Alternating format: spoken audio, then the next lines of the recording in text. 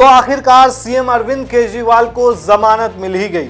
इससे पहले उन्हें लोकसभा चुनाव के दौरान चुनाव प्रचार के लिए एससी ने छोड़ा था। वहीं अब जब केजरीवाल रिहा हो रहे हैं तो सिर पर हरियाणा का चुनाव है, वो हरियाणा जो केजरीवाल का पैतृक घर है, जहां केजरीवाल पैदा हुए हैं। तो अब सवाल उठता है कि क्या हरियाणा चुनाव में पार्टी के लिए प्रचार कर सकेंगे सीएम केजरीवाल? देखा जाए तो केजरीवाल के बाहर आने से हरियाणा चुनाव पर कुछ तो असर पड़ेगा। शराब घोटाले मामले में सीएम केजरीवाल को 156 दिनों के बाद आखिरकार जेल से जमानत मिल ही गई। 2 जजों की बेंच ने सीएम केजरीवाल की जमानत पर फैसला सुनाया।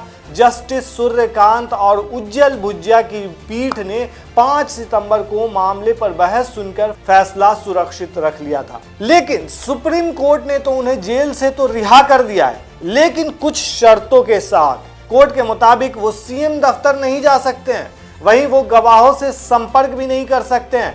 तीसरी शर्त यह है कि वो जांच में सहयोग करेंगे और किसी भी फाइल पर साइन भी नहीं कर सकते हैं। कोर्ट ने 10 लाख के मुचलके पर उन्हें रिहा किया है। वो ना तो सीएम दफ्तर जा सकते हैं, ना ही किसी फाइल पर साइन कर सकेंगे। लेकिन सबसे बड़ा सवाल सर पर जो खड़ा है, हरियाणा चुनाव, उसमें हिस्सा ले सकते हैं या नहीं।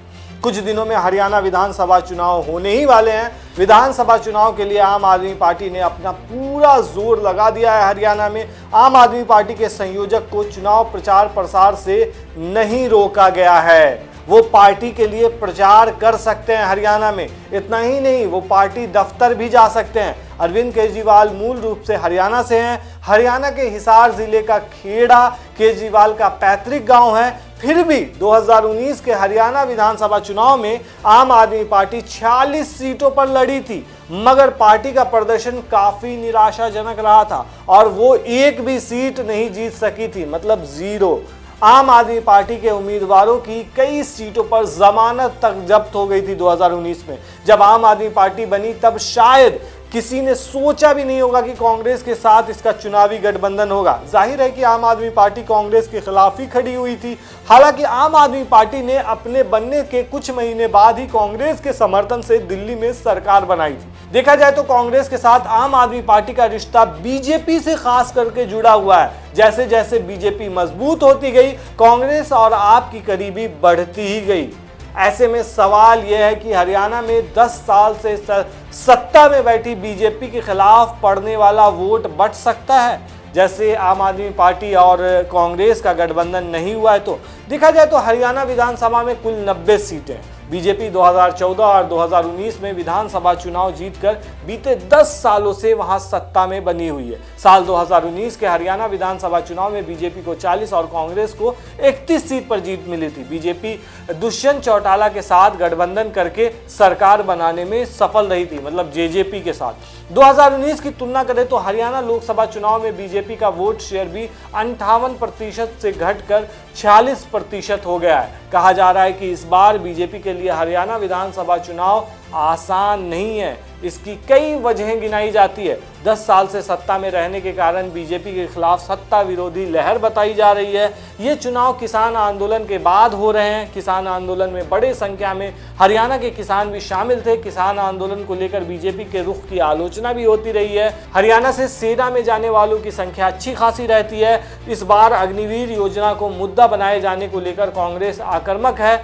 इसी को देखते हुए अग्निवीर योजना में मोदी सरकार ने कुछ बदलाव भी किए हैं ताकि चुनाव में होने वाले कुछ नुकसान की भरपाई की जा सके। इसके अलावा बीते साल दिल्ली के जंतर मंतर पर हरियाणा के पहलवानों ने भी तब के बीजेपी सांसद बृजभूषण शरण सिंह के खिलाफ धरना दिया था। इस प्रदर्शन को लेकर बीजेपी नेताओं के रुख को भी हरियाणा में अच्छे से नहीं लिया गया था। तो ये सारे जो मुद्दे हैं, काफ़ी हॉट मुद्दे हैं हरियाणा के, जो देखा जाए तो सीधे तौर पर बीजेपी के अगेंस्ट में जाते हैं। अब अरविंद केजरीवाल की रिहाई हो गई है तो समझना ये जरूरी है कि आखिर हरियाणा में अभी आम आदमी पार्टी की स्थिति क्या है, सिचुएशन क्या है वहाँ पे। अरविंद केजरीवाल मूल रूप से हरियाणा के हैं, जैसा कि अभी बताया। हरियाणा के हिसार जिले का खेड़ा केजरीवाल का पैतृक गांव है। केजरीवाल अतीत में कई मौकों पर अपनी हरियाणा की पहचान को लेकर खुलकर बताते रहे।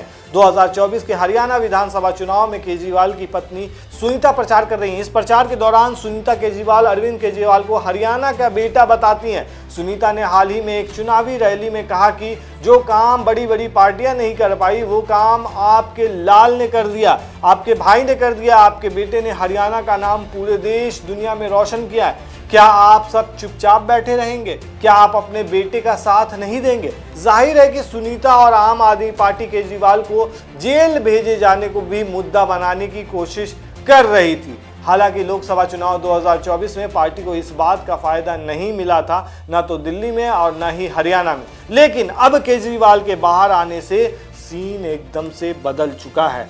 वहीं 2019 के हरियाणा विधानसभा चुनाव में आम आदमी पार्टी जो 46 सीट पर लड़ी थी और उसको शून्य मिला था, जिसको शून्य मिला था, वहीं पार्टी का वोट शेयर जो है वो 0.48 यानी कि 0.48% ही रहा था। 2019 लोकसभा चुनाव में हरियाणा की सभी 10 सीटें बीजेपी ने जीती थी। तब आम आदमी पार्टी ने 3 लोकसभा सीटों पर अपने उम्मीदवार उतारे थे। इस चुनाव में भी आम आदमी पार्टी का वोट शेयर 0.36% ही रहा था। वहीं इस बार हरियाणा में कांग्रेस ने जाटों पर बड़ा दांव खेल दिया है, तो ऐसे में ये और भी खास हो जा रहा है। हरियाणा विधानसभा चुनाव के लिए कांग्रेस ने वैसे तो सभी समुदाय का ध्यान रखा है, लेकिन सबसे ज्यादा फोकस जाट समुदाय पर किया है। इसके अलावा कांग्रेस ने ब्राह्मण और मुस्लिम समुदाय को भी साधने की कोशिश की है। इस बार कांग्रेस 89 सीटों पर अकेले चुनाव लड़ रही है, जबकि एक सीट उसने सीपीआईएम को दिया है। टिकट बंटवारे में पार्टी ने सोशल इंजीनियरिंग का खास ख्याल रखा है। कांग्रेस ने जाटों पर सबसे बड़ा दांव खेला है। पार्टी ने गैर जाटों का भी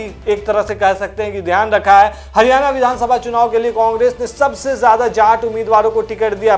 पार्टी ने चुनावी मैदान में 35 जाट कैंडिडेट उतारे हैं। वहीं दूसरे नंबर पर उसने ओबीसी को टिकट दिया है। 20 सीटों पर कांग्रेस ने ओबीसी उम्मीदवार उतारे हैं। इसके अलावा पार्टी ने अन्य जातियों पर भी पूरा भरोसा जताया है, मतलब बैलेंस बना करके टिकट दिया गया है। कांग्रेस ने 17 सीटों पर अनुसूचित जाति के उम्मीदवारों को टिकट दिया है और इसके अलावा पार्टी ने 5 मुसलमानों को भी चुनावी मैदान में उतारा है। वहीं पार्टी ने पंजाबियों का भी खास ध्यान रखा है। 6 सीटों पर कांग्रेस ने पंजाबियों को टिकट दिया है। इसके अलावा पार्टी ने 4 सीटों पर ब्राह्मण, 2 सीटों पर बनिया, 1 सीट पर राजपूत उम्मीदवार उतारे हैं। तो ऐसे में देखा जाए तो कांग्रेस ने अपने हिसाब से पूरा अच्छे से सोच समझकर कैंडिडेट का चुनाव किया है और उतारा है।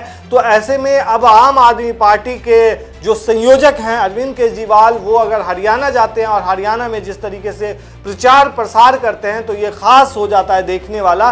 वो साफ सीधे तौर पर यह कहा जा सकता है कि वो अगर सेंधमारी करेंगे तो वो कांग्रेस के ही वोट बैंक में सेंधमारी करेंगे। ऐसे में बीजेपी को कहीं ना कहीं बड़ा फायदा हो सकता है और एक लैंग्वेज में अगर कहा जाए तो ये कह सकते हैं कि अरविंद केजरीवाल का तिहाड़ से बाहर आना बीजेपी के लिए फायदेमंद साबित हो सकता है। आप क्या कहते हैं दोस्तों इस मामले पर? हमें कमेंट में जरूर बताएं। शुक्रिया।